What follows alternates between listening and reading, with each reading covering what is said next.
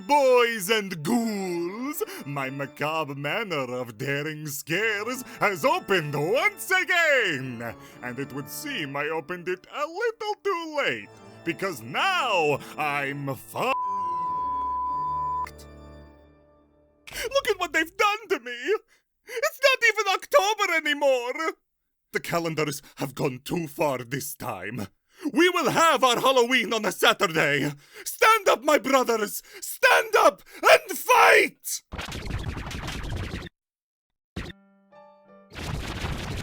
You know the drill. Halloween. Scary. 5 games. Please don't leave. I will show you whatever scary picture you want. Please, for the love of God, don't leave!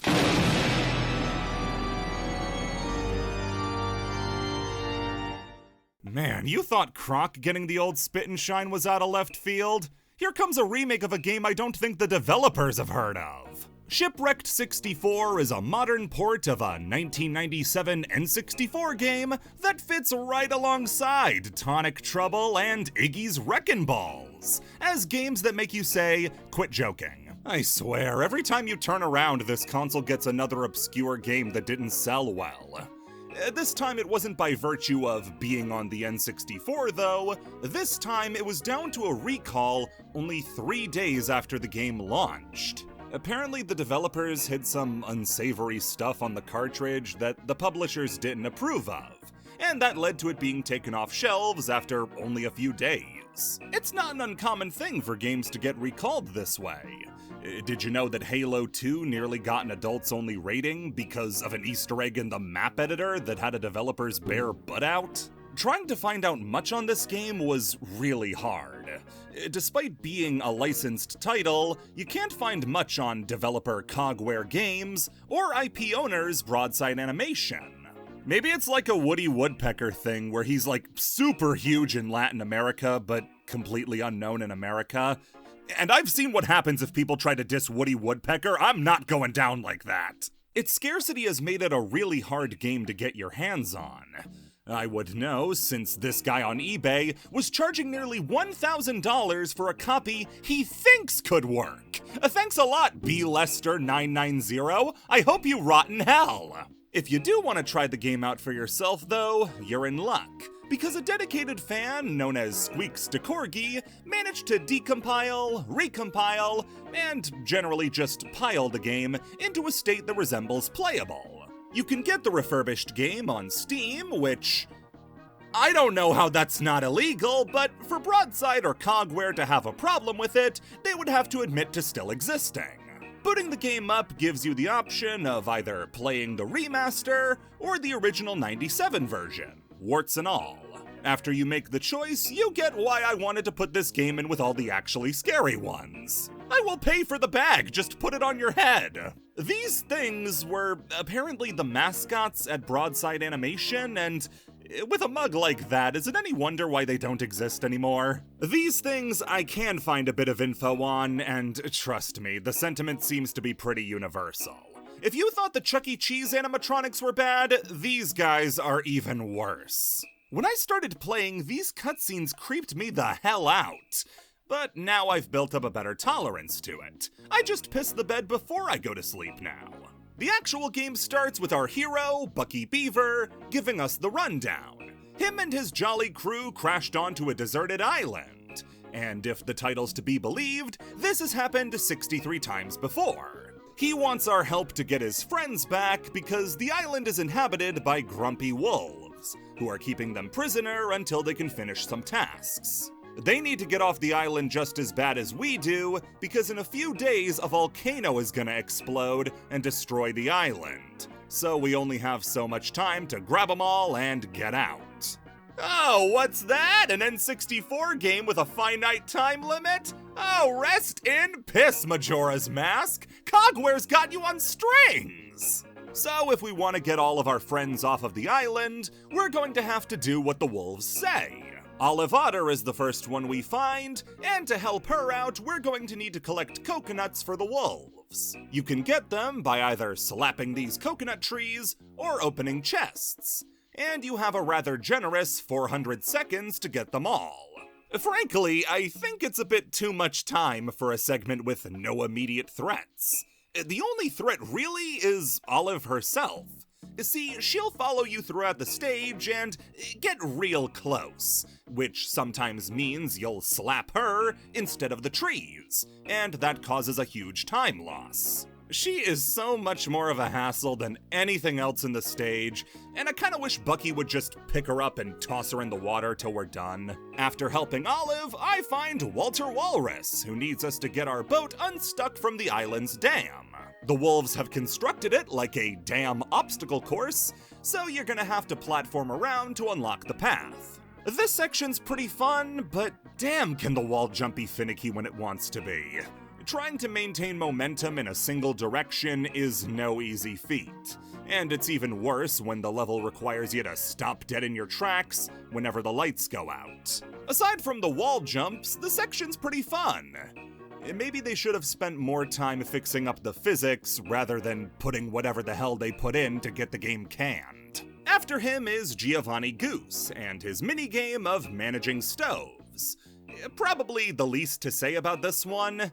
I do like it, but there really is only one thing you gotta worry about, and that's just turning off the stoves if they catch fire. I read through some of the Steam reviews, and apparently this is the level that gives people the most trouble. I saw people saying they replayed this portion 7 times in a row because they kept failing. It sounds a bit like a skill issue. Skill issue.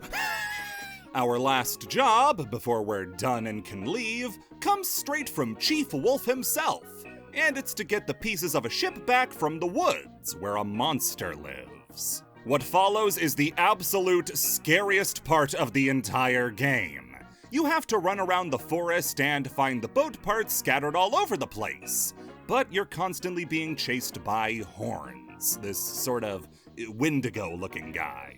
Dude, the kids were crapping their shorts over Mario 64 pianos, and this guy was waiting in the wings? You can run while you're going to get the boat parts, but as soon as you grab them, you slow down to a crawl, and have to dance around the right paths, since horns will beeline towards you like a cruise missile. It is the best level, because the routing you need to do to keep this freak away from you gives it a really intense feeling.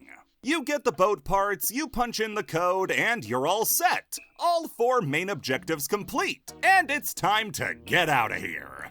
Or, if you're a completionist, you can go for 100% and rescue the wolves as well. Dude, I laughed my head off when I saw this choice for the first time. You can seriously say, go to hell, buddy, thanks for keeping me hostage, enjoy the inclement weather! If you do have a scrap of morality left in your body, you're gonna need to go back to Chief Wolf's place and find... Stumbler. What a weird design for a kid's game. To have a cute bunny with its arms torn off and bones showing? What psycho thought this was okay for a kid's game? Okay, where is this on the top 10 lists? I don't care about Hell Valley Sky Trees. Show me Stumbler. The whole atmosphere of this game is just kind of off, in my opinion. Think about it. You're all alone on this island, with a majority of the NPCs being hostile. You have to do manual labor to get your friends back. You're in danger of a volcano eruption. And some of these designs are seriously not appropriate for a game for kids. This all leads to the game having an oddly melancholy feel and effect on the player. You know when people say that Wet Dry World in Mario 64 has a negative emotional field, when what they mean is that Wet Dry World kinda stinks? I actually feel that with Shipwreck 64. I don't know what it is, but playing this game now it makes me feel like something's wrong. Stumbler will help you get the parts you need to get off the island with all the wolves, but only if you help him paint first. And we have to do that in his happy place, which is a dank, dark cave. He's left ink all over the place, which we need to go collect. And in the process, I got stuck. Like, shoot stuck. This isn't a bit or part of the game, I got stuck. Anyway, giving Stumbler what he wants gives us the chance to talk to another blue rabbit named JD, and he points us towards a barge hidden inside of the volcano, and gives us 300 seconds to make it through the whole thing. Oh boy, am I gonna have to change sunshine moments to shipwrecked moments? Because this came first, and it's an even bigger slog. I know the last level should be a bit harder, but geez, the platforming in this is tight as hell. This section right here. You have to store up a triple jump before you even touch the last platform, and then you can make the jump. This is incredibly hard to pull off, and if you can, hats off to ya. It took me a few tries, but each one of those tries required a full run-through of the level before this. With only so much time to clear it, and even more tricky platforming after it, I'd be able to forgive it if you got a second chance, but no, since this gives you the best ending in the entire game, you only get one try per save file. That's ludicrous, and honestly caps off what I was trying to deny. And that's that this game doesn't age especially well. It's a lot of stuff that doesn't stand the test of time, and didn't even back then when it would have been released. There really is nothing more to see with this game, so don't even think about looking into it. Hats off to Squeak for their work remaking the game, but if you ask me, just not really worth the time.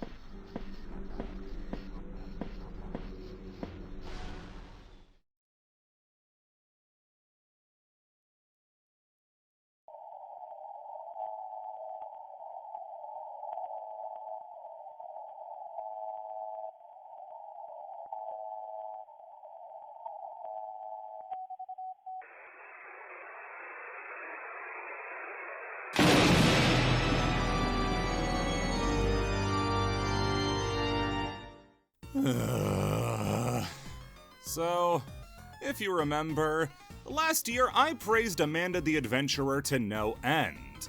I thought that, of all the traditional mascot horror games released, it was head of the class. I thought that theming-wise, it was great. I thought that how that theme was integrated into the mechanics was brilliant. I thought that the puzzles were right between ridiculous and logical, that it made me feel smart when I cracked one. And now, well, I still do think all those things. Amanda 1 was, and still is, a tentpole example for how mascot horror can be something entirely its own, and create an experience that, in a crowded field, can stand out. It's a shame, then, that the sequel accomplished none of that on the second time around. Yeah, cat's out of the bag. I didn't like Amanda 2. Not at all. I'd go so far as to say Amanda 2 is what I expected Amanda 1 to be before I played it. Before getting into how this game drops the ball, I want to play fair and start with what the game does well. Spoilers! It's all stuff the last game did too. But it's also not everything the last game did, because parts have actually gotten worse. First and foremost, the voice cast for Amanda, Wooly, and the rest are just as good as they've always been. They know how to emulate that kids show manner of speaking, but also can flip like a switch to make for a lot of different scenes. There are funny scenes, chaotic scenes, sentimental ones, and everything in between. Amanda especially has to carry a lot of the game by herself until Wooly is reintroduced. Regardless of that though, she does a great job, and you don't even realize the vacancy until it's filled. The game is also a fair bit funnier than the first one, given how caustic the relationship between Amanda and Wooly has become. And depending on what you really want from the game, it can either be a positive or a negative. Personally, I never found the first Amanda game scary, so it's not exactly what I came in looking for. The added comedy, to me, it was fine. I actually liked how the relationship between Amanda and Wooly evolved, as we got to see more and more that while Wooly was clearly the victim in the last game, now his role is much more clearly as Amanda's jailer, trying to force Amanda to stick to a script that has left her feeling hollow and empty. The signs were always there, stealing all those pies and shaving that dude's balls, but a heel turn wasn't what I expected, and I certainly wasn't expecting it to land. Lastly, and you can tell how good this is gonna be when this one is so backhanded, but some of the puzzles are good. How certain puzzles integrated the original pausing tapes gimmick, I thought was as good, or maybe even better than what was in the original game. The best puzzle has 3 monkeys scattered all around your room. The See No Evil, Speak No Evil, and Hear No Evil monkeys. In order to advance in the puzzle, you need to get each of the monkeys to uncover their parts, either their eyes, their ears, or their mouths. And to do that, you need to interact with them while Wooly and Amanda are posed in the same way. So you need to find a way to get Wooly and Amanda to cover their eyes. To do that, you interact with certain out-of-tape elements during certain paused portions. So when Wooly's complaining about it being too dark, you turn on a desk lamp. That causes them to cover their eyes, and lets you interact with the See No Evil monkey. It's really just an expanded version of the tape from the original game where you set the kitchen on fire, but it's still the game's best. And with that, I'm out of positives. This game really is a mixed bag, but it's mixed between bad and even worse. Hey, reach into the bag! You can either pull out a nail or a rusty nail. Take your pick. The first and most damning one for me is that the game absolutely squanders its new setting. Amanda's original setting was near perfect. The attic setting was intimate and compact. Everything you needed was there, you just had to know how to access it. As far as viral horror goes, only FNAF's offices stand out to me as much as Amanda's attic, when it comes to memorable settings made up of a single location. And when it was revealed the next game would be in a library, I was instantly hyped for it! That's the perfect setting for a follow-up! Give us a little room to breathe while still fitting that cozy, yet unsettling vibe from the first game. Have a cutesy kid corner and a bleak adult section, use them both for puzzles, and we're as good as gold! Amanda 2, though, completely wastes the concept by doing nothing with it. Nothing about the library setting is used in interesting ways that the original game couldn't already do. Books, you know, those things in libraries, are used in like 2 puzzles. The kids' corner is much smaller than the original game's attic. And if you want to include the space behind it, it actually hurts more than it helps. And if you expand it out further and include the other portion of the library, you see this game is starved for content. The kids section is empty, but this whole section is just barren. There is nothing to see or do in this entire wing of the building, except for the first puzzle and to access this room, which is home to some of the game's least interesting puzzles. And you wanna know what? Because this section is filled with rows of shelves, suddenly you took what could have been a wide open space and made it 4 hallways. It's not like you're ever gonna go through 3 of them, because the one closest to the entrance to the kids area is the only one that's ever gonna see foot traffic. It's also not nearly as charming as the attic, since the place pretty much has no memorable landmarks or pieces of furniture or decoration. The graphics overall haven't really improved, and in some cases make the game somehow feel like a step back from the original. That skybox is hard to ignore and extremely ugly. The only thing of value in the non-kids section are the printers, which will give you hints as to what to do in the puzzles. Yeah, they included 2 giant hint stations in the game, and that's because the puzzles this time around bounce between ridiculously hard and complete jokes all the time. The very first puzzle the game gives you is to scan books from around the library into the computer. To get names that correlate to the order, you're supposed to put the numbers you also find in the books into the combination of a bike lock on a cabinet to get the first tape. It doesn't sound that hard when I just say it out like that, but there really is no direction to get you to that conclusion if you're just playing the game as normal. It's a ridiculously unintuitive first puzzle that had me stumped until I just started putting in random number combos with the numbers I was provided. The puzzle that followed that one was even less intuitive than the first one, and worse yet, annoying, because it took 6 watch-throughs of the tape before I finally understood it. And once I did finally understand it, it took another 4 watch-throughs before I was finally able to nail it. It's not a hard puzzle to understand. You just place the piggy bank next to the TV and let it gain and lose coins until it gets to exactly 10, but routing that out isn't fun or interesting.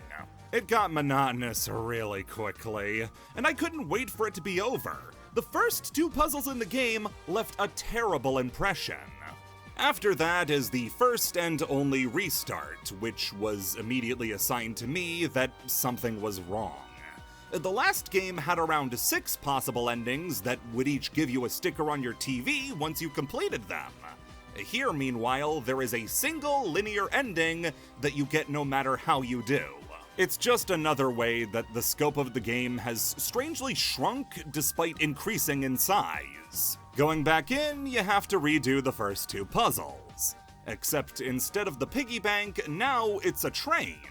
This is such a simple puzzle, but at the same time, it doesn't really use the tape in any interesting ways. You're gonna replay it so many times on the first route, it's not like you're gonna forget France, Mexico City, and London. So at that point, you're just putting together a train set. It's a really boring usage of the tape gimmick that colors a lot of the puzzles that follow.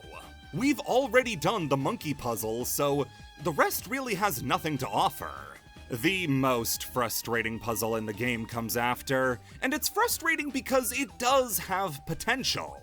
Amanda's become despondent because of her situation, and Wooly tries to cheer her up with a story. By this point, though, you've got enough information to know that is a bad idea. So instead, you can follow Amanda's drawings behind her for how she wants the story to go instead.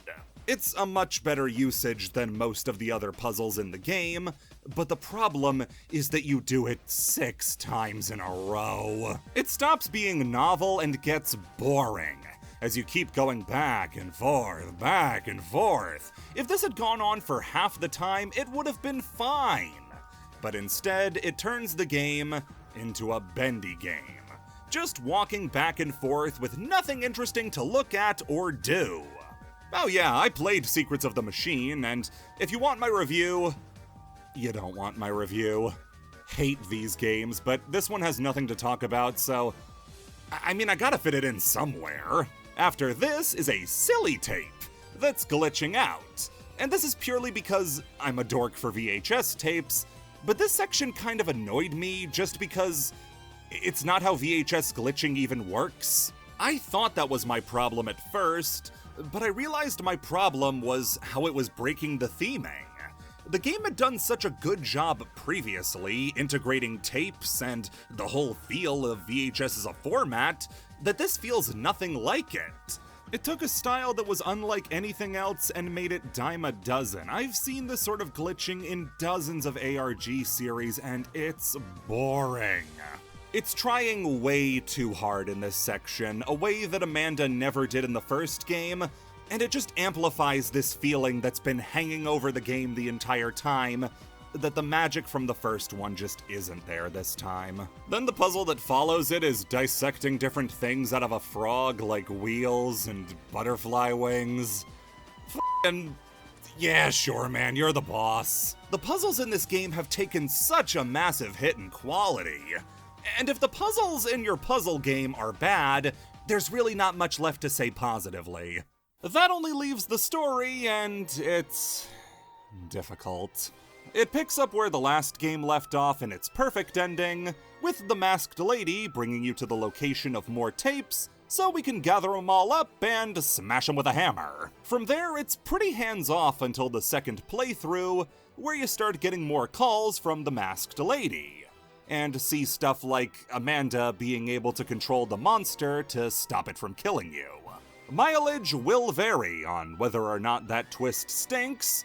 Personally, I didn't feel any way about it. By the end, you find out that there is an amount of nondescript soul stuff in the tapes that beckons the Amanda monster to kill Masked Lady. But apparently, we're just a punk because Masked Lady puts in a real effort before getting got. There's also an alternate ending if you do some stuff on the final tape, where Masked Lady decides to take off the mask and explain that her little brother is trapped in the tapes, just like Rebecca is, and that there's a woolly monster like the Amanda one. Really, the main plot doesn't explain much of what's going on, but maybe that's better than what's on the colored tapes. These are back from the previous game, and all still live action, which I think is a great touch, but now there's only 4 instead of 6.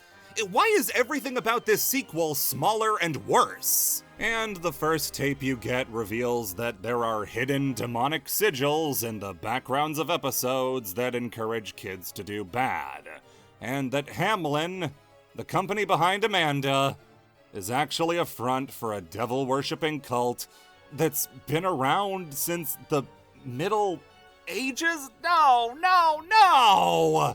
My heart sank with this because, I mean, it was kind of there in the original game, but here they just flat out say there's a demon cult that trapped Rebecca as Amanda in the tapes, and it's so dumb.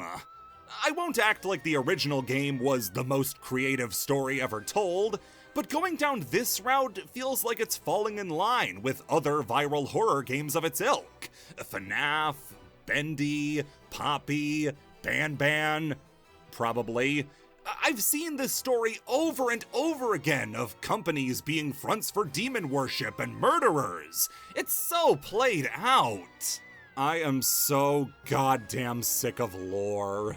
It's gone from supplementary material to required reading, to make boring stories feel more grand than they actually are. What was an enjoyable feature of the last game gets used in such a clumsy way now that I couldn't care less. I wanted to try really hard to enjoy Amanda 2. I was forcing myself for a while to not admit it, but around the start of the second playthrough, I finally gave up and admitted to myself that this wasn't fun and even less so interesting. I think a lot of the wrong lessons were taken from the last game, and it couldn't even nail everything the last game did well. For the next game, I really hope they either find a way to fill the new hub area with stuff to do, or shrink it back down to a comfortable size. But it's gonna take a lot to course correct after this one.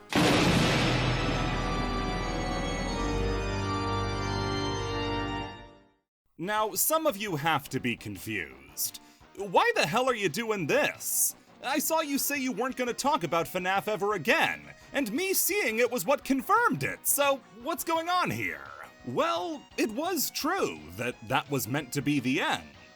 But I've recently had a pretty big revelation that shifted my whole view of the franchise. Screw you, I'm right. What I mean by this is that whenever somebody brings up a piece of information that challenges my interpretation of the FNAF storyline, I simply respond with, Screw you, I'm right.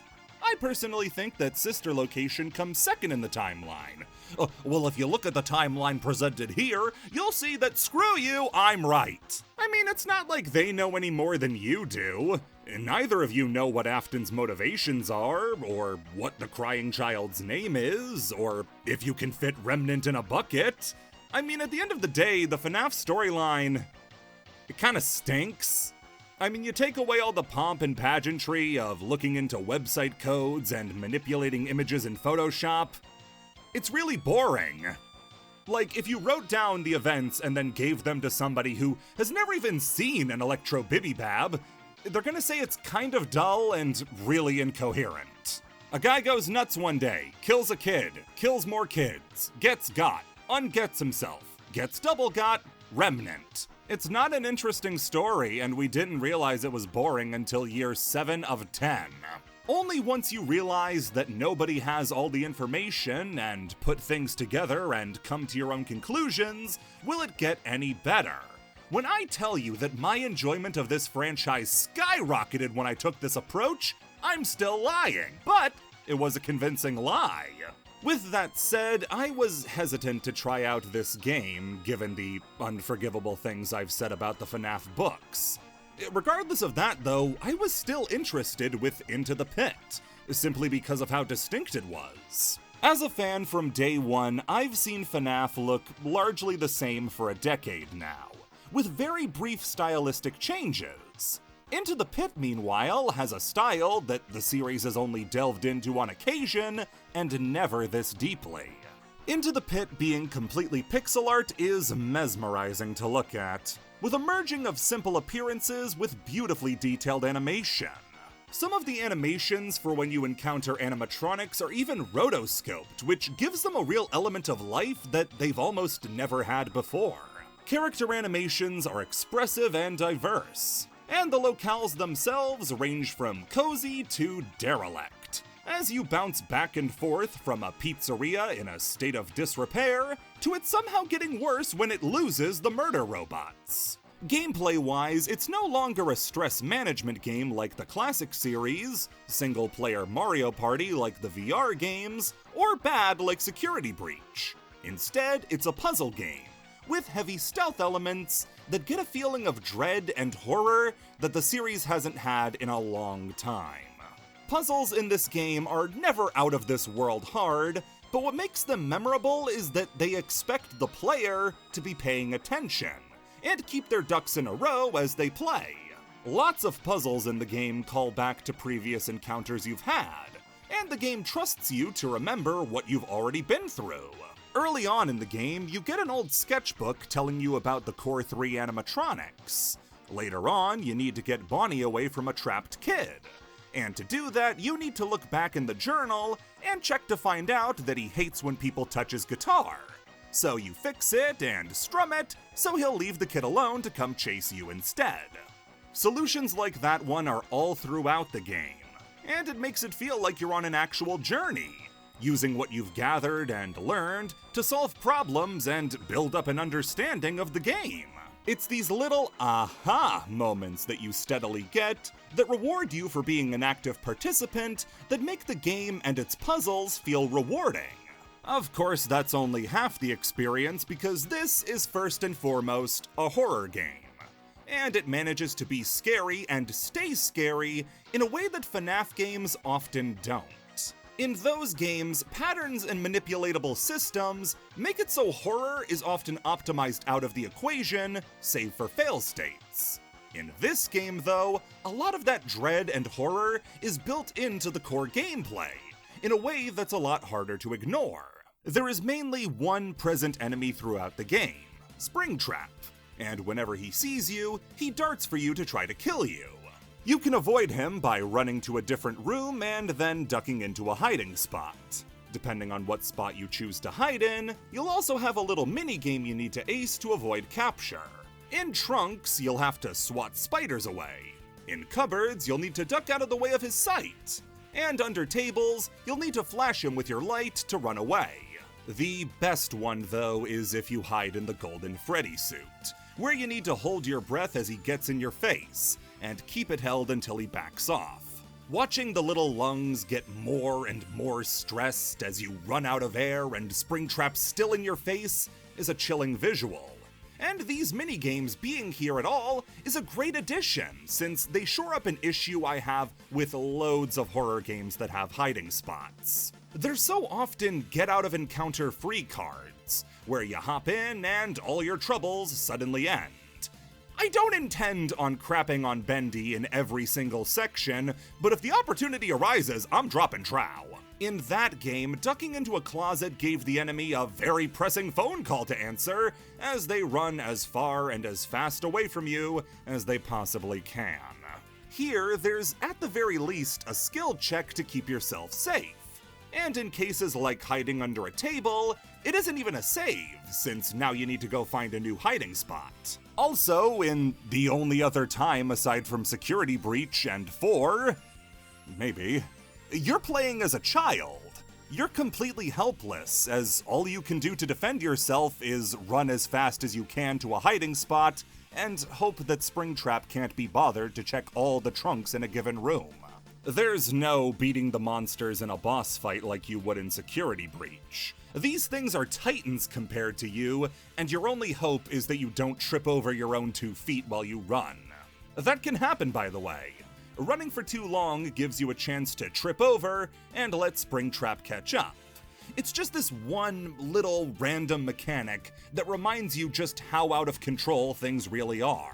Not since the first game have I really felt dread when encountering an animatronic, and it only took a shift in perspective to give these guys back any weight to their appearance. Also, correct me at your own peril, but is this like the first time since the original game and Security Breach's trailer that we've actually seen the animatronics doing their job and functioning properly? This is an aspect of the series I don't think has ever been shown, and finally getting to see what all the hubbub is about these guys that's kept this company alive through a Mortal Kombat arcade tower's worth of dead kids is nice to see. The game also keeps some of the tricks that worked so well in the original FNAF games. For instance, the escalation of tension as the nights wear on. For the first 4 nights when Springtrap is loose in your house, you have to find a way to escape while avoiding him. Night 1, you clearly just leave out the front door. But you go to do that the next night, and it's boarded shut. How your mother doesn't think something is up when she has to use a crowbar instead of the door key is beyond me, but whatever. So you need to find a new way out. Go to the basement, and you see you can use a ladder to escape through a window. But when you go up to the attic to get a ladder, you realize you can use some rope and rappel from the attic window. You try that again next night, and that's boarded up too. It forces you to adapt every night and think of how you can possibly get out again, as each method is snuffed out one after the other, until you're eventually throwing yourself out of your bedroom window to escape. Once you get to the pizzeria though, it keeps up the intensity, adding the 4 core animatronics, save for Foxy, as the nights roll on. Chica is the first and most dangerous, as she roams the halls like Springtrap, but instead of killing you, she sets off an alarm system that automatically makes Springtrap aware of where you are. Bonnie is supposed to attack you if you get too close to him when he's hiding in a hiding spot, but it never happened to me. Instead, it was actually a lot worse, because he kept occupying valuable hiding spots I would have much rather kept for myself. And then there's Freddy. I got no idea what he does. Into the Pit really embodies the best aspects of the Five Nights at Freddy's franchise, in that Freddy is like the least important of the animatronics. Before touching on what I think this game truly does best though, I want to focus a little bit on the story. Being from Fazbear Frights, which I know is an anthology series, I wasn't exactly sure how much this would tie back into the main FNAF storyline, and how much baggage it would have to carry because of it. Instead, what I got was something even better. A story that's largely disconnected and stands on its own. It isn't a flat retelling of the original missing kids incident, it's not tied to the William Afton story specifically, it's really its own take on the FNAF mythos. I think that the core character at the center of all of this, Oswald, while a little close to the kid who just happens to know everything type, was still likable and grounded enough to fill in those minor gaps. He's no Maverick Hunter Gregory, that's for sure. I think the core mission of getting your father back was good, and even the main method of going to the pizzeria, a time-traveling ball pit, isn't as bad as I'd always assumed it was. I really liked how it was able to exist as just an unexplained oddity, rather than being an Afton invention or being haunted in some form. If a later Fazbear Fright story clears that up, keep it to your goddamn self and let me be happy. There are a few times where the mom is comically inept, when her son is screaming at her over the phone that dad is trying to kill him, that I don't like. I think that everybody in the story can't really recognize that Oz is going through a full-blown war just out of their peripheral vision, and it makes everybody look, at best, inattentive, and at worst, dumb. But those moments don't really matter as much when the most important stuff for a FNAF game, the stuff at Freddy's, is done so well. Thanks to being removed from the ongoing FNAF storyline, it also allows itself to play more with the pre-established concepts, like Springtrap being a fusion of man and metal without even saying the word remnant. In that, though, it also establishes a lot of interesting ideas and questions within its own little pocket of the franchise. During the last night, I lured Springtrap to the cam room using a button that repeated "It's me" over and over. He bolted right at me as I thought I was dead, only for him to rush past as the alarm took precedent over me. Why it was so important, more important than killing me, was a question that really interested me as to what the answer could possibly be. Now, it could have been a glitch, like when Springtrap opened a door in reality, possibly, but if we thumbed our nose at every glitch, we wouldn't have wave dashing. The game also features multiple endings, of which I got the joke one, then the worst one, so hats off to me. I'm interested to see where they go, but given my current time constraints, I'll have to settle for being murdered. But now it's time for the absolute best thing in the game, and that's the sound design. FNAF's greatest strength over graphics, over gameplay, damn sure over story, has always been its sound design. The sound effects and music have become iconic over the years, all peaking in FNAF 4, with such a perfect soundscape that you could play it with your eyes closed. I'm happy to say that the trend continues with Into the Pit, where it might even beat 4 at its own game. Sound is such a key element to the game. Everything from the environment to the monsters has a very distinctive sound tied to it that lets you know what's happening, where it is, and where it's going. The sound of Springtrap walking from room to room, hearing him get closer and further to let you know how much danger you're in. It works perfectly.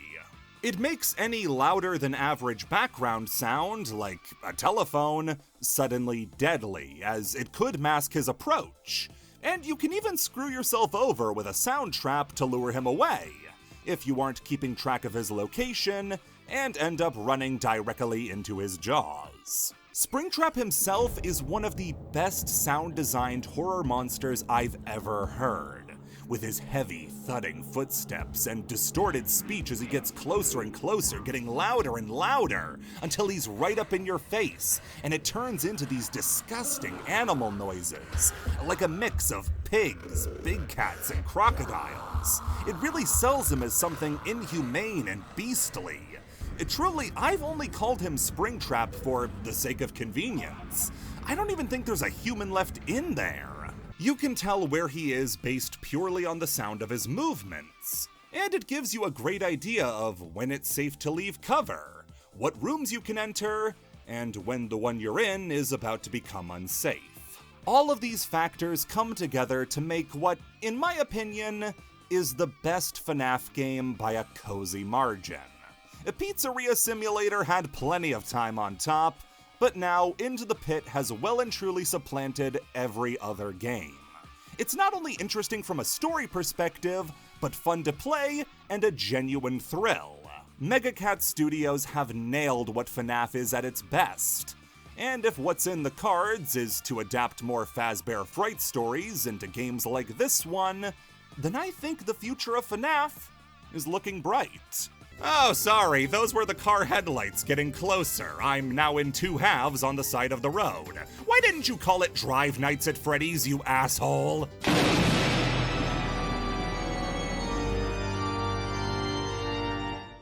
I don't know how well it's come across, but a lot of horror games are really short. Especially these last three. Into the Pit, about 3 hours. Amanda 2, 2 hours. Shipwrecked, 64 minutes. It makes sense, really. A horror dragged out across a 9 or 10 hour game is gonna have a much harder time keeping its impact.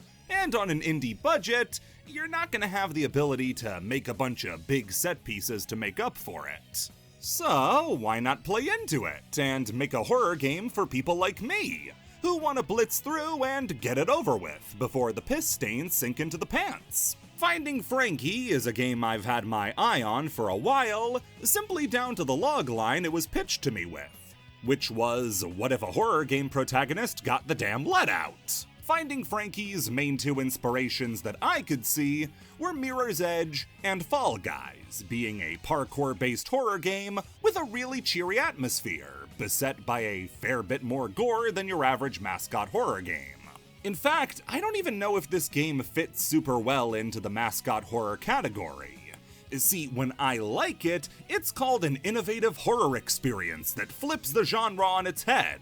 When I don't like it, it's mascot horror slop. It's really as simple as that. Really though, the lack of a store page on the main menu helps out a lot.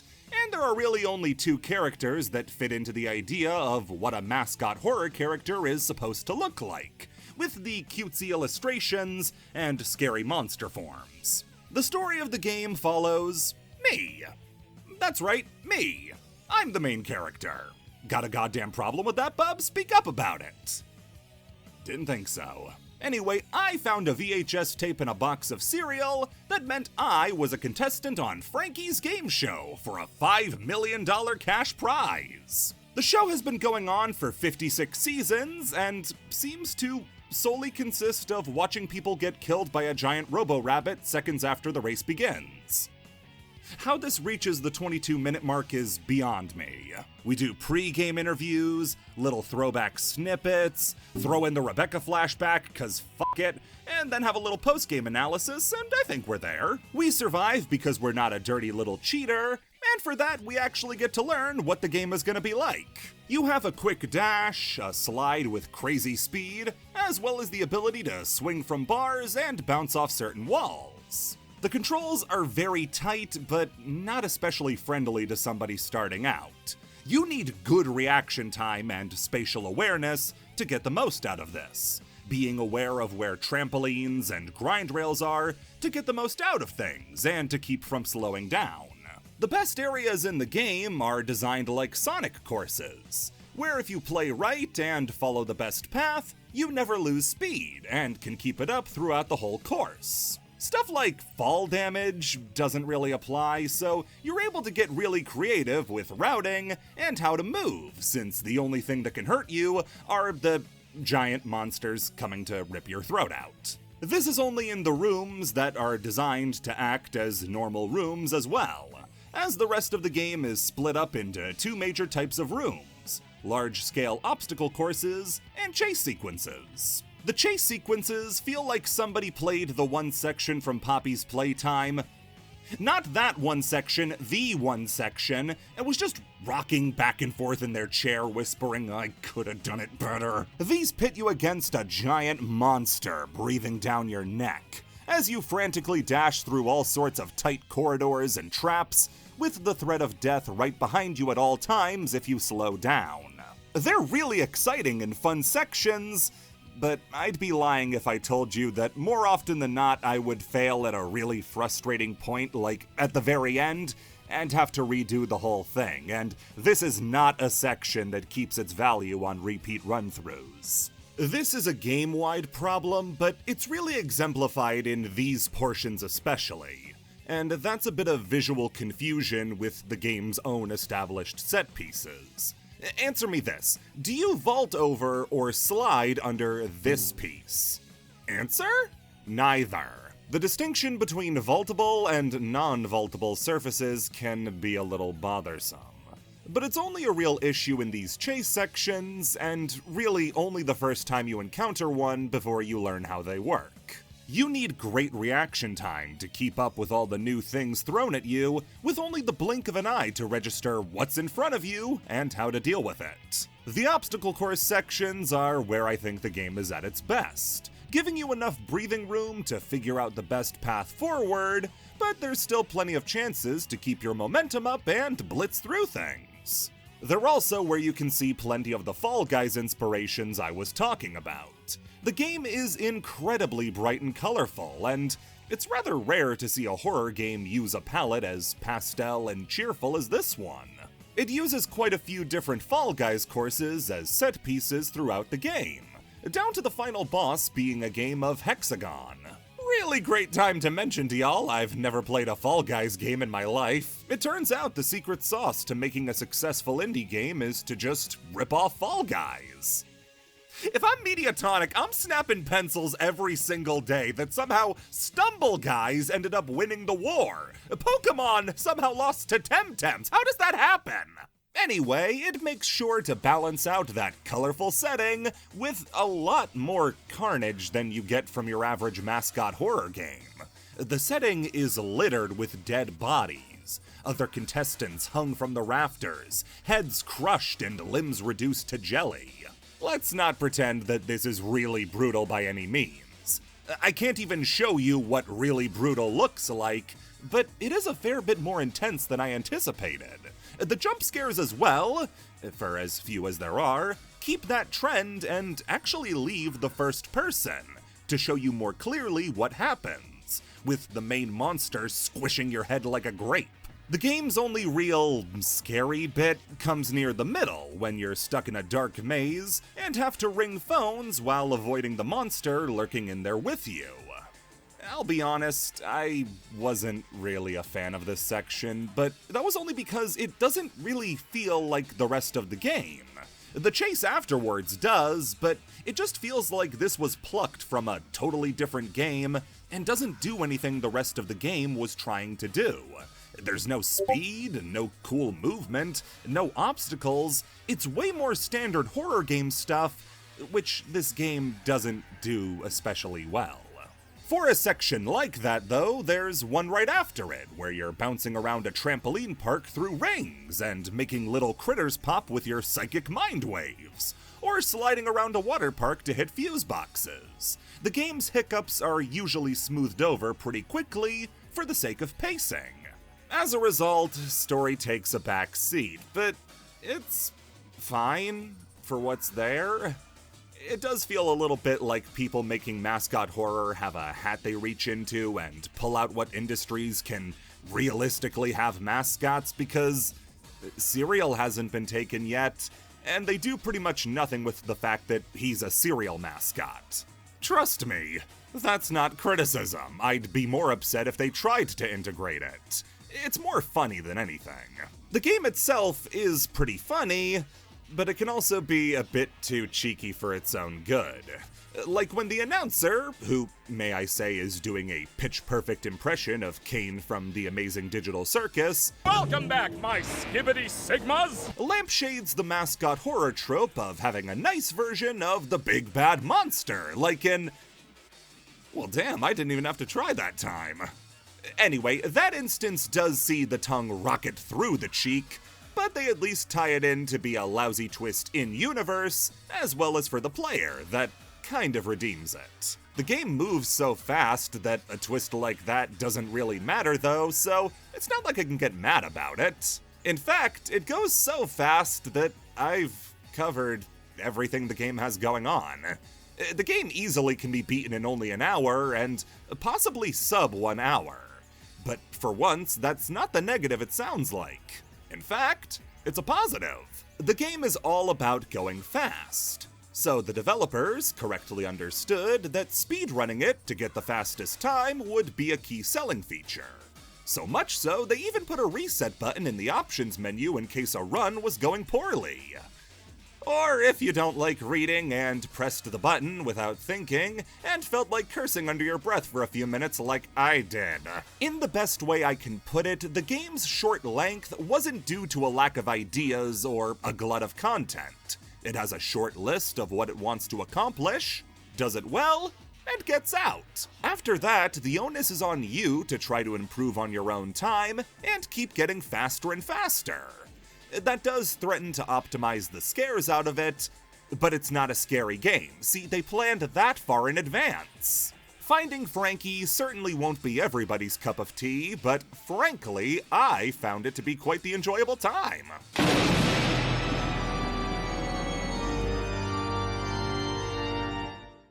And now, to fill the role of a unnerving serial killer invited to a child's birthday party, welcome Psychopomp. You can sit next to Who's Lila in that, padded cell over there. Yeah, I reserve one spot at the end of these for a non-viral, non-mascot horror game, and this year it's Psychopomp. Summarizing Psychopomp in any fashion is a little difficult. Trying not to give away too much because I think it's more than worth your time. The game is all about this girl, whose name ranges from Pompey to Helmet to the She lives on an alternate version of Earth that orbits the old Earth, which has had a gigantic chunk taken out of it. As you can imagine, it's been a bit more than stressful for the poor girl, so her solution was to build a helmet out of a Yushenka and scrap metal that lets her read people's minds, to figure out what secrets have been kept from her for her entire life. With it, she's able to see beyond reality into a hidden world housed entirely underneath government buildings, filled with monsters and dead bodies. And now she endeavors to explore them to find out what they could be hiding, armed only with a hammer. So immediately, what the hell is happening? The game is very light on answers and leans on subtle hints and pieces of dialogue to give you fragments, while never revealing the full answer or even really the questions. From this opening, you get two paths you can go down to understand the story. One is the path on the left, which will always be there and ends everything instantly. She's crazy! Pompey is having a nervous breakdown due to severely untreated mental illness and is crawling through sewers, smashing whatever she finds with a hammer in service of curbing her delusions. That answer is the much easier one to grasp at the beginning, and will be kind of tempting for a long time. The first 3 levels of the game are definitively real-world locations that look like they've been twisted in the mind of somebody who has completely lost her grip on reality. It's also not hard to see that sort of delusions in things like building a helmet from an old hat and some trash that she thinks can give her the ability to see into a world that makes all of her crazy thoughts make sense. Chalking all of this up to a mental break, though, feels so boring. Like, oh yeah, she was just crazy the whole time. Jeez, wish I knew that before I made a whole game about her. You go from the concrete real-world locations in the first layer into the abstract and more conceptual levels of Layer 2. No longer visiting schools, but buildings constructed from flesh, and monasteries built in reverence of concepts like symbology and people. You can probably spin that as her exploring the much less surface-level parts of her mind, but I think it speaks to an element of reality to what she's experiencing. That's what the path on the right is. Pompey really is exploring these subterranean, unreal locations in search of something. To understand that, though, you need to know how the game works. Psychopomp is a 3D dungeon crawler that works on grid-based movement.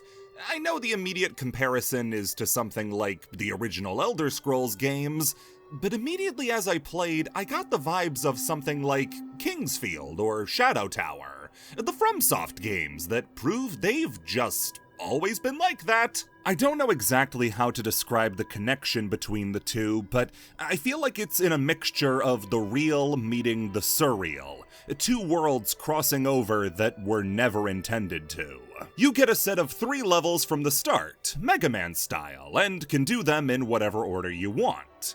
And they're all, like I said, based on real-world locations, namely a sewer, children's hospital, and school.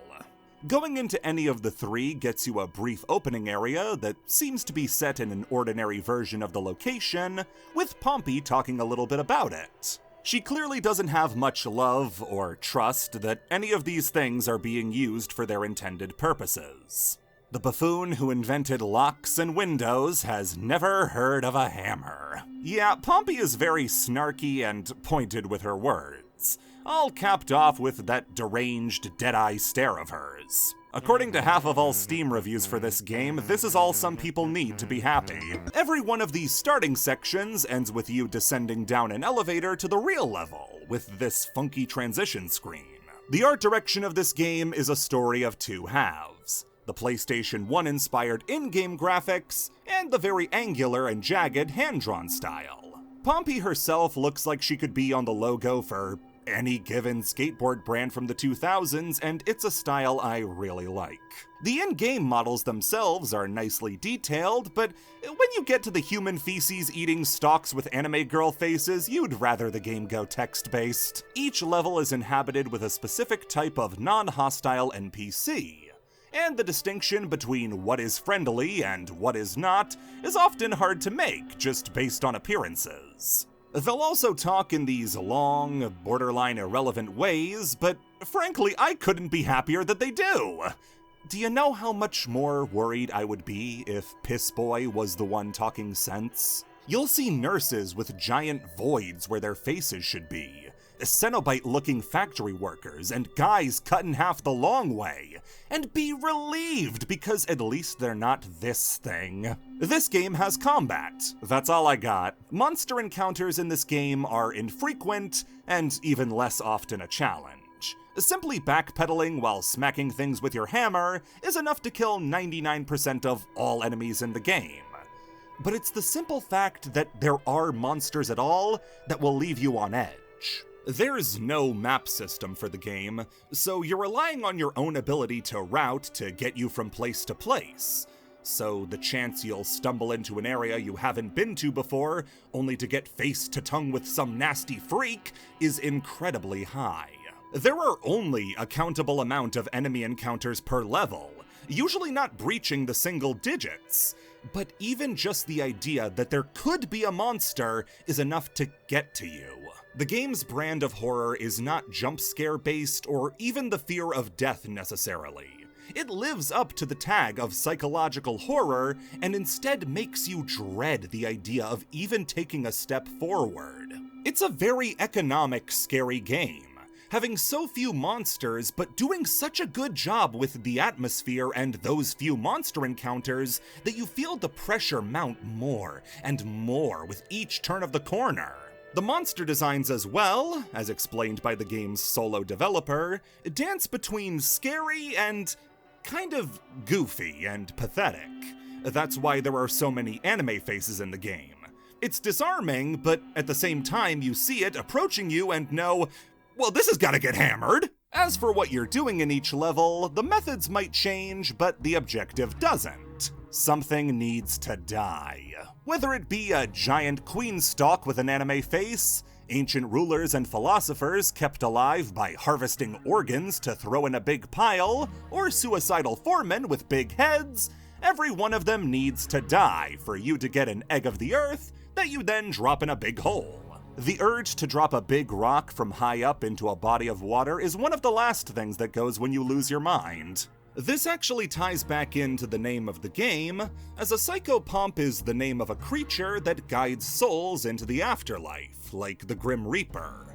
It's clear then that Pompey is just taking a much more hands-on approach to things. By the latter half of the game, though, suddenly our cause gets a lot less just, as we're killing stuff that seems to be a bit more important, and it's brought into question if we're doing the right thing at all. Like I said, I'm not gonna reveal every secret since I want you to find out stuff on your own, but by the end, you're bound to have come to a completely different conclusion than what I came to. One thing you don't need to play to see is how much the graphics complement the twisted designs and concepts.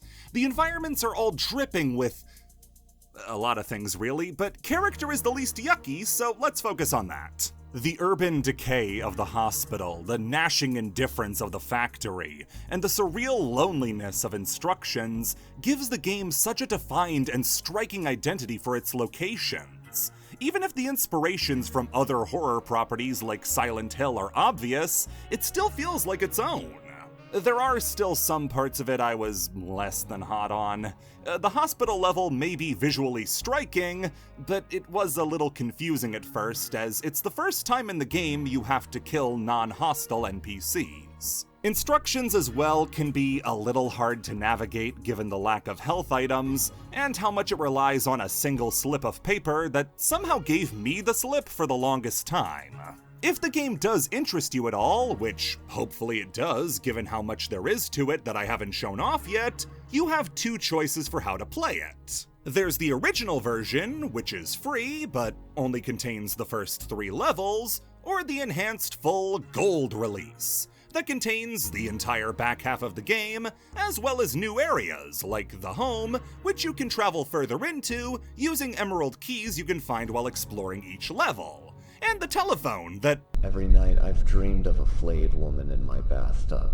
She sits there, submerged waist high in a mass of her own sliced flesh, splashing her near-skeletal hands in and out of the frothy remains, and looks at me with a smile. You know, not every phone number is worth calling, but I can think of 3 numbers I might want to try right now. If you're still on the fence, you can always just get the original version for free before upgrading to gold. Okay, as my final pitch, I want to spoil just a little bit and talk about transient areas. These are short side areas that will randomly appear on your map whenever you visit it. One of them takes you to a new human colony, filled with clay models of people trained to talk like real humans, but with none of the context or reasoning. It's already creepy enough to see a cavern full of barely formed imitations of humanity, but in one of the only real jump scares in the game, you start to leave the cave. Psychopomp is one of the best games I've played all year. Its atmosphere is thick and immersive, its locales and characters memorable, and the questions it raises about itself and the world around you are fascinating. It is not a fun game, but then again, it's not really trying to be. If you have the means to play it, I can't recommend it enough. Praise be to the Dragonfly Queen.